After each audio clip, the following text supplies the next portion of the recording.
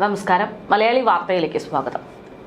ബിജെപിയെ സംബന്ധിച്ച ഏറ്റവും വലിയ ഒരു ചരിത്ര നിമിഷമായിരുന്നു കഴിഞ്ഞ ദിവസം സാക്ഷ്യം വഹിച്ചത്. അതായത് കേരളത്തിൽ ആദ്യമായിട്ടൊരു കോർപ്പറേഷൻ പിരിച്ചടക്കുന്നു. അതും CPMന്റെ ഏറ്റവും വലിയ കോട്ടയായിട്ടുള്ള ചെങ്കോട്ട തന്നെ പൊളിച്ചടുക്കുന്ന വിധത്തിലുള്ള ഒരു വരവ്.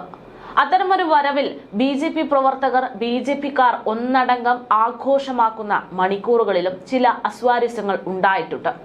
അതിൽ പ്രധാനപ്പെട്ട പേരെന്ന് പറയുന്നത് R ശ്രീലേഖയുടെ തന്നെയാണ്. നമുക്കറിയാം, ഏറ്റവും വലിയ ഫെമിലിയർ ആയിട്ടുള്ള ഒരു സെലിബ്രിറ്റി സ്റ്റാഡമുള്ള ഒരാളാണ് R ശ്രീലേഖ.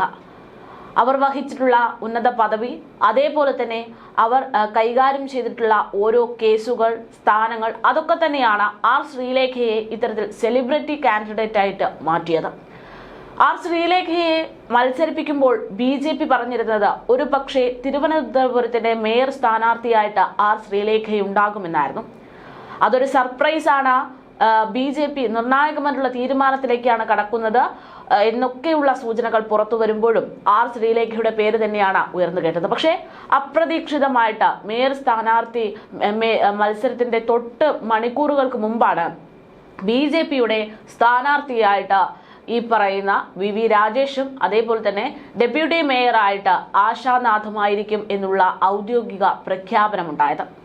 പക്ഷേ അതിനങ്ങോട്ട് R ശ്രീലേഖയ്ക്ക് ഈ വിഷയത്തിൽ വലിയ അസ്വാരസ്യങ്ങൾ ഉണ്ടായിട്ടുണ്ട്, അല്ലെങ്കിൽ ബുദ്ധിമുട്ടുണ്ടായിട്ടുണ്ട് എന്നുള്ള രീതിയിലുള്ള രാഷ്ട്രീയ വിലയിരുത്തലുകൾ പുറത്തു വന്നു. അതിന്റെ പ്രധാനപ്പെട്ട കാരണം എന്ന് പറയുന്നത്, എന്തൊരു വിഷയമുണ്ടെങ്കിലും ആദ്യം ഫേസ്ബുക്കിലൂടെ ആ വിഷയത്തെക്കുറിച്ച് ഒന്നോ രണ്ടോ വരിയിലെങ്കിലും സംസാരിക്കുന്ന ഒരാളാണ് R ശ്രീലേഖ. നമുക്കറിയാം, തദ്ദേശ തിരഞ്ഞെടുപ്പ് നടക്കുന്ന സമയത്ത് പോലും BJPയുടെ ഒരു പ്രീ പോളിംഗ് റിപ്പോർട്ട് പോലും ഫേസ്ബുക്കിലൂടെ പങ്കുവച്ചതിന്റെ ഭാഗമായിട്ട് വലിയ വിവാദങ്ങളിലേക്ക് കടന്നിട്ടുള്ള ഒരാളാണ് R ശ്രീലേഖ. അത്തരത്തിൽ എന്തെങ്കിലും വിഷയമുണ്ടെങ്കിൽ അതിൽ കൃത്യമായിട്ട് തന്റെ നിലപാട് അറിയിക്കാൻ സമൂഹ മാധ്യമങ്ങളിൽ ഉപയോഗപ്പെടുത്തുന്ന R ശ്രീലേഖ കഴിഞ്ഞ ദിവസം BJPയുടെ തന്നെ ചരിത്ര നേട്ടത്തെക്കുറിച്ച് ഒരു വാക്ക് പോലും എഴുതിയില്ല എന്ന് പറയുമ്പോൾ അത് അവരെ പാർട്ടി തഴഞ്ഞു, അല്ലെങ്കിൽ അവർക്കതിൽ മേയർ സ്ഥാനത്ത് നിന്ന് മാറ്റിയതിൽ അതൃപ്തിയുണ്ടോ എന്നുള്ള സംശയങ്ങൾ ഊട്ടിയുറപ്പിക്കാൻ കാരണമായി. പാർട്ടിയും R ശ്രീലേഖ പോലുള്ള ഉന്നത നേതാക്കളും ഒക്കെ പറയുന്നത് തങ്ങൾക്ക് യാതൊരു പ്രശ്നവുമില്ല, ഇത് പാർട്ടിയുടെ ഒരു തീരുമാനമാണ് എന്ന തരത്തിലാണ്. എങ്കിൽ പോലും എതിർപക്ഷത്തുള്ള ആളുകൾക്ക് R ശ്രീലേഖയിലുള്ള ആ ഒരു എതിർപ്പ് ഊതിപ്പെരുപ്പിക്കാൻ തോന്നുന്ന ഒരു സാഹചര്യത്തിലേക്കാണ് കാര്യങ്ങൾ എത്തിക്കുന്നത്. ഇതിനിടയിലാണ് കഴിഞ്ഞ ദിവസം ഏറെ നിർണായകമായിട്ടുള്ള ഒരു നാടകീയ രംഗം കൂടെ ഉണ്ടായത് എന്ന് പറയേണ്ടിയിരിക്കുന്നു. അതായത് കഴിഞ്ഞ ദിവസം പാർട്ടിയെ സംബന്ധിച്ച് ഏറ്റവും വലിയ ചരിത്ര നിമിഷമായതുകൊണ്ട് തന്നെ പാർട്ടി അത് ആഘോഷമാക്കുന്നതിന്റെ സമയത്താണ് ഈ 50ഓളം കൗൺസിലർമാർ ഉണ്ടായിട്ടും അവരുടെ ഒന്നും വീട്ടിൽ പോയിട്ടില്ല. ആദ്യം തന്നെ മേയറും ഡെപ്യൂട്ടി മേയറും കൂടെ കയറി ചെല്ലുന്നത് R ശ്രീലേഖയുടെ വീട്ടിലേക്കാണ്. ഈ ഒരു യാത്ര, അല്ലെങ്കിൽ ഈ ഒരു തീരുമാനം, അതായത് തിരുവനന്തപുരത്തെ കോർപ്പറേഷനിൽ ഔദ്യോഗികമായിട്ട് മേയർ സ്ഥാനത്തേക്ക് VV രാജേഷും ആശാനാഥും ഡെപ്യൂട്ടി മേയറായിട്ട് ആശാനാഥും എത്തി മണിക്കൂറുകൾക്കുള്ളിൽ പാർട്ടി ഓഫീസിൽ ചെന്ന് സ്വീകരണത്തിൽ പങ്കെടുത്തതിന് ശേഷം ഇരുവരും ചേർന്നുകൊണ്ട് ആദ്യം ചെന്നിരിക്കുന്നത് R ശ്രീലേഖയുടെ വീട്ടിലേക്കാണ്. ഈ ഒരു യാത്ര ഒരു പക്ഷേ പാർട്ടിയിൽ നിന്ന് ഉണ്ടായിട്ടുള്ള ആ തീരുമാനത്തിൽ R ശ്രീലേഖയ്ക്ക് എന്തെങ്കിലും എതിർപ്പ് അല്ലെങ്കിൽ പ്രശ്നങ്ങൾ, ബുദ്ധിമുട്ടുണ്ടായിട്ടുണ്ടെങ്കിൽ അത് മാറ്റി കാര്യങ്ങൾ വിശദീകരിക്കാം എന്നുള്ള ലക്ഷ്യത്തോടെ ആയിരിക്കാം എന്നുള്ള രീതിയിലാണ് കാര്യങ്ങൾ നോക്കിക്കാണുന്നത്. അതുമാത്രമല്ല, കഴിഞ്ഞ ദിവസം തിരഞ്ഞെടുപ്പ് നടക്കുന്നതിനിടയിൽ ചില ഒരു പ്രശ്നങ്ങൾ കൂടെ ഉണ്ടായിരുന്നു. പ്രശ്നമല്ല എങ്കിൽ പോലും അതൊരു പ്രശ്നമായിട്ടാണ് ഇപ്പോൾ പുറത്തു വന്നുകൊണ്ടിരിക്കുന്നത്. അതായത് ഒന്നാമത്തെ കാര്യം എന്ന് പറയുന്നത് തദ്ദേശ തെരഞ്ഞെടുപ്പ് കഴിഞ്ഞതിന് ശേഷം തുടരെ ആർ ശ്രീലേഖയുടെ പേരായിരുന്നു വന്നതുള്ളത് കൊണ്ട് തന്നെ അവർക്കൊരു ഹോപ്പ് ലഭിച്ചിരുന്നു എന്നുള്ള സംശയമുണ്ട്. ഇതിനിടയിലാണ് പെട്ടെന്ന് തന്നെ പാർട്ടി നിർണായകമായിട്ടുള്ള ഒരു തീരുമാനം എടുക്കുന്നത്. അങ്ങനെ തീരുമാനമെടുത്തതിന് ശേഷം കഴിഞ്ഞ ദിവസം മേയർ സ്ഥാനാർത്ഥിയുടെ ആ ഒരു മത്സര സമയത്ത് ആർ ശ്രീലേഖയും കൗൺസിൽ ഉണ്ടായിരുന്നു. അവിടെ എത്തിയ സമയത്ത്, കോർപ്പറേഷനിൽ എത്തിയ സമയത്ത് ശ്രീലേഖ ഇരുന്ന സീറ്റ് അത് ഒരുപക്ഷെ BV രാജേഷ് എത്തിയ സമയത്ത് അവിടെ നിന്ന് അവരെയൊന്നും മാറ്റി പുറകിലേക്കൊന്ന് ഇരിക്കാമോ എന്നതടക്കമുള്ള കാര്യങ്ങളൊക്കെ ഉണ്ടായിരുന്നു. അങ്ങനെ ശ്രീലേഖയുടെ ഇരിപ്പിടം മാറ്റിയതുമായി ബന്ധപ്പെട്ടും ചില ബുദ്ധിമുട്ടുകൾ ഇവർക്കുണ്ടായിട്ടുണ്ടോ എന്നുള്ള സംശയങ്ങൾ നിലനിൽക്കെയാണ് ഇവർ തിരഞ്ഞെടുപ്പ് തന്റെ വോട്ട് രേഖപ്പെടുത്തിയതിനു ശേഷം ഉടനടി തന്നെ അവിടെ നിന്ന് പുറത്തേക്ക് പോകുന്നത്. അതോടുകൂടെ വലിയ രീതിയിലുള്ള ആശയക്കുഴപ്പങ്ങളുണ്ടായി. കാരണം പാർട്ടിയുടെ ഏറ്റവും വലിയ ചരിത്ര നിമിഷം ഒന്ന് നേരിട്ട് കണ്ട് ആസ്വദിക്കാൻ ഏറ്റവും താല്പര്യപ്പെടുന്ന ഒരാളായിരിക്കണം ശ്രീലേഖ. കാരണം തിരഞ്ഞെടുപ്പ് സമയം മുതൽ കൊട്ടിക്കലാശം വരെ ശ്രീലേഖ നടത്തിയിട്ടുള്ള ആ ഒരു പ്രകടനങ്ങൾ നമ്മളൊക്കെ കണ്ടതാണ്. ഏതൊരു പാട്ട് കേട്ടാലും അതിനൊപ്പം ചുവട് വെച്ചുകൊണ്ട് വളരെ സന്തോഷവതിയായിട്ട് എല്ലാ ആഘോഷങ്ങളിലും പങ്കെടുക്കുന്ന ഒരാൾ പാർട്ടിയുടെ ഈ ചരിത്ര നിമിഷത്തിൽ എന്തുകൊണ്ട് പങ്കെടുക്കാൻ നിന്നില്ല എന്നുള്ള ഒരു സംശയമാണ് ഇവർക്ക് സാധാരണ ജനങ്ങളിലേക്ക് ഉണ്ടാകുന്നത്. അവിടെ നിന്ന് ഇറങ്ങിപ്പോകുന്ന അത്ര നേരത്തെ തന്നെ, അതായത് തിരഞ്ഞെടുപ്പിൽ സ്വാഭാവികമായിട്ടും തദ്ദേശ തിരഞ്ഞെടുപ്പിന്റെ ഭാഗമായിട്ടൊക്കെ VV രാജേഷ് കാണിച്ചിട്ടുള്ള കാഴ്ചവെക്കൽ അതൊക്കെ തന്നെ മുന്നോട്ടും ഉണ്ടാകുമെന്നുള്ളത് ഉറപ്പാണ്. പ്രത്യേകിച്ച് 50 സീറ്റോളം BJPക്ക് ഉണ്ട്. ഒരു സ്വതന്ത്രൻ BJPയെ അനുകൂലിക്കുമെന്നുള്ള സൂചനകൾ ലഭിച്ച സമയത്ത് എന്തായാലും കോർപ്പറേഷൻ പിടിക്കുന്നത് BJP തന്നെയാണ്. VV രാജേഷ് മേയറായിട്ട് വരും എന്നുള്ള ഉറപ്പുണ്ട്. അങ്ങനെയാണെങ്കിൽ പാർട്ടിക്ക് വേണ്ടി മത്സരിക്കാൻ വേണ്ടി, പാർട്ടിയുടെ ആ ഒരു വിജയം അത് ആസ്വദിക്കാൻ വേണ്ടി എന്തുകൊണ്ട് ശ്രീലേഖ ഇരുന്നില്ല എന്നുള്ളൊരു ചോദ്യമാണ് ഉയർന്നു കേട്ടത്.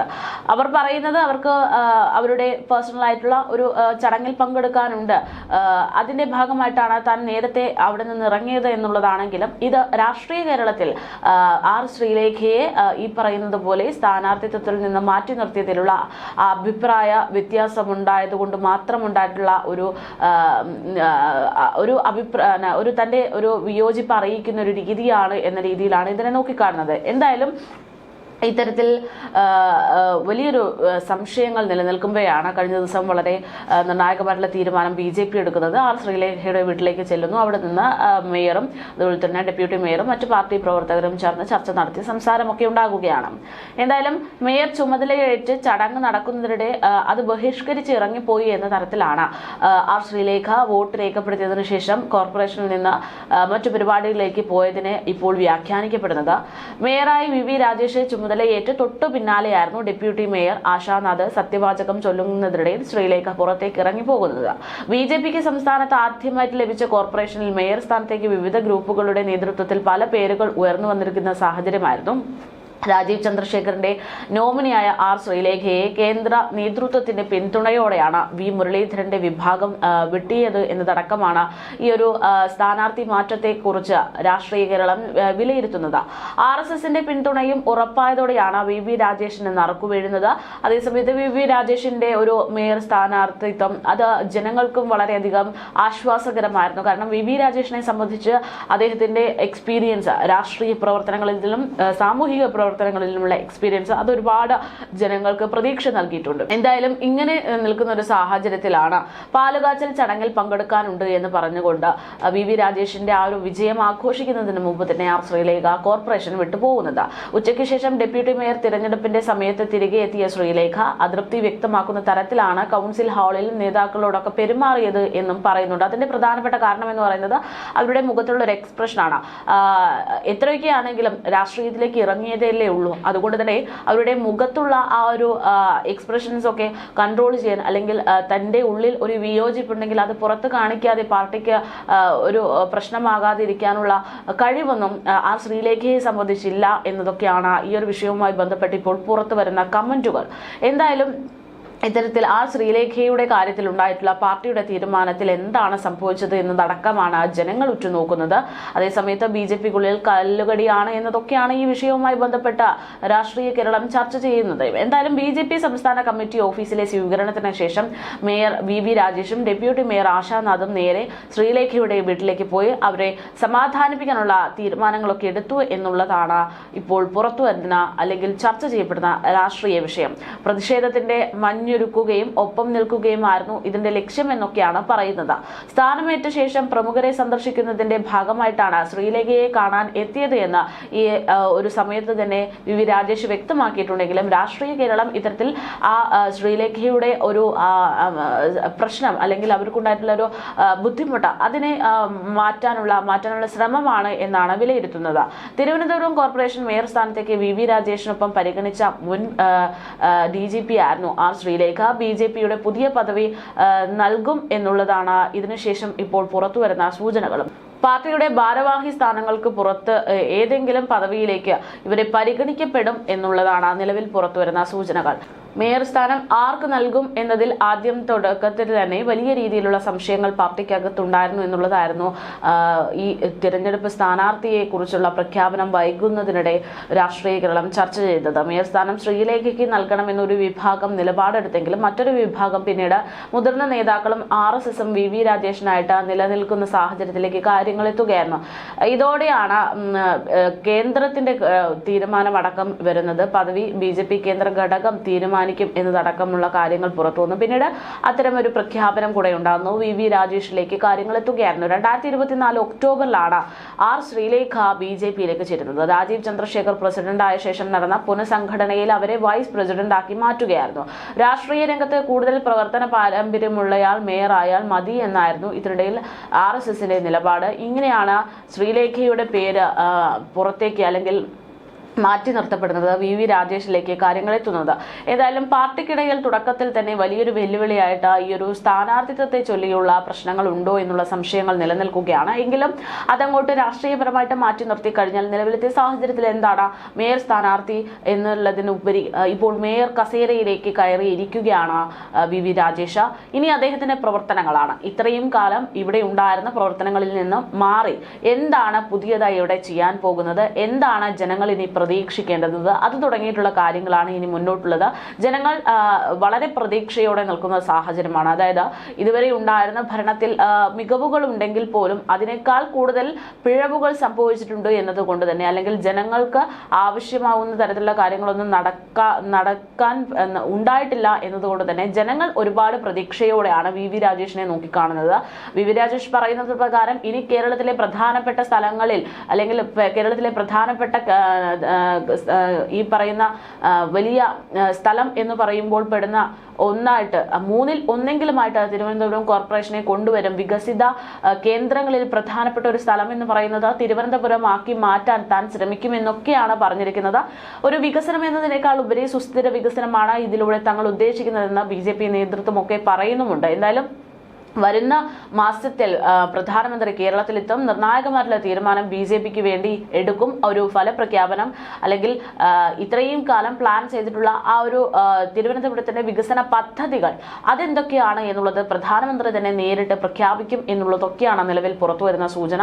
എന്തായാലും BJPയുടെ ഒരു ചരിത്ര നേട്ടം, ഒരു ചരിത്ര നേട്ടത്തിൽ ഇനി അവരെന്ത് ചെയ്യുന്നു എന്നുള്ളതാണ്. അത് ജനങ്ങൾ എത്തരത്തിൽ വിലയിരുത്തുന്നു എന്നുള്ളതാണ്. ഇതൊക്കെ അടിസ്ഥാനപ്പെടുത്തിയായിരിക്കും മുന്നോട്ടുള്ള കേരളത്തിലെ BJPയുടെ താമര വിരിയേണ്ടുന്ന നടപടി എന്നുള്ളതാണ്. കേരളത്തിൽ ഒരിക്കലും താമര വിരിയില്ല എന്നൊക്കെയായിരുന്നു CPMന്റെയൊക്കെ വലിയ ആത്മവിശ്വാസം.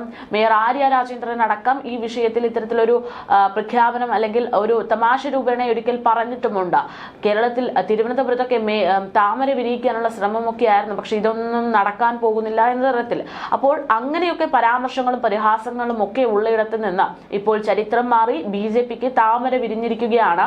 ഇനി അങ്ങോട്ട് ചെയ്യാനുള്ളത് ഇനി ഈ വിരിഞ്ഞ താമര ഉപയോഗിച്ചുകൊണ്ട് ഈ താമരയുടെ അടയാളത്തിൽ ഇവിടെ എന്തൊക്കെയാണ് ചെയ്യാൻ പോകുന്നത്, ജനങ്ങളെ അതേത് രീതിയിലാണ് ബാധിക്കാൻ പോകുന്നത് എന്നുള്ള കാര്യങ്ങളൊക്കെയാണ്. ജനങ്ങൾ പ്രതീക്ഷയിലാണ്. മാറേണ്ടത് മാറും എന്നുള്ള ടാഗ് ലൈൻ അത് മാറ്റിയെടുക്കും എന്നുള്ള ആത്മവിശ്വാസത്തിൽ തന്നെയാണ് ജനങ്ങൾ. ഇനി ഇതെല്ലാം കയ്യിലുള്ളത് മേയറുടെ കയ്യിലാണ്, VV രാജേഷിന്റെ കയ്യിലാണ്. അദ്ദേഹത്തിലേക്ക് ഉറ്റുനോക്കുകയാണ് രാഷ്ട്രീയ കേരളം.